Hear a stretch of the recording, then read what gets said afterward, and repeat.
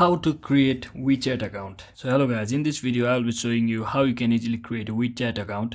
So first thing, simply head over to your WeChat application. Make sure you have downloaded it from the Play Store.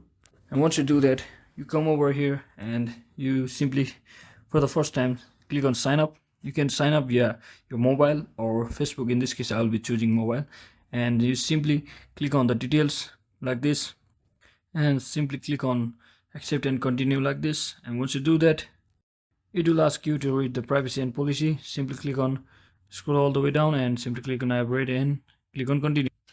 So once you do that, simply wait for some time. So once you do that, simply click on it will ask you to complete the captcha. So once your verification is passed, you will be asked about a security verification method via payment card or via QR or via Wixin Pay.